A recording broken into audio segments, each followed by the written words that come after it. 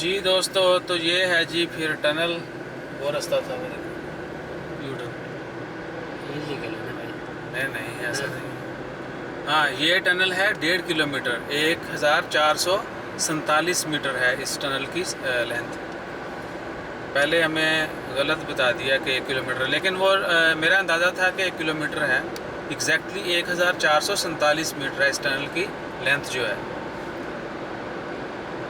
और अगर आप मस्कत में, ओमान में हैं और आपने ये टनल नहीं देखी तो you should watch it, you should see it. अंग्रेज़ी भी हमें इतना तंग करती है जिस तरह अंग्रेज़ हमें तंग करते थे। थोड़ी सस्ती अंग्रेज़ी बोलते हैं हम लोग।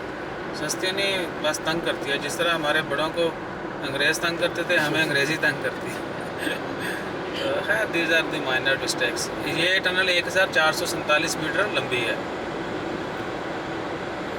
और ये हो गया जी एंड।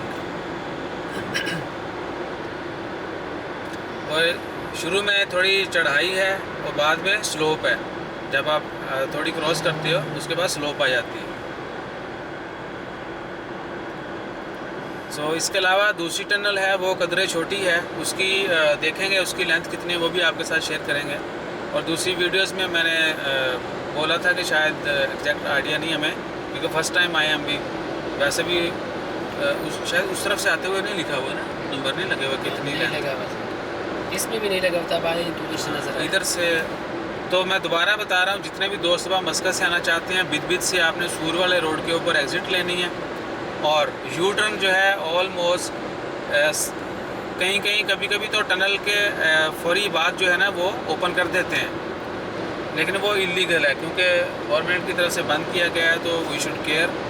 और दूसरी टनल से थोड़ा आगे जाने के बाद वादी अक के नाम से है जगह, वहाँ से यू टर्न लेके आप आ सकते हैं वापस। और कह लें कि अराउंड 40 किलोमीटर तो है ये, बिद से वहाँ से यू टर्न लेके आना।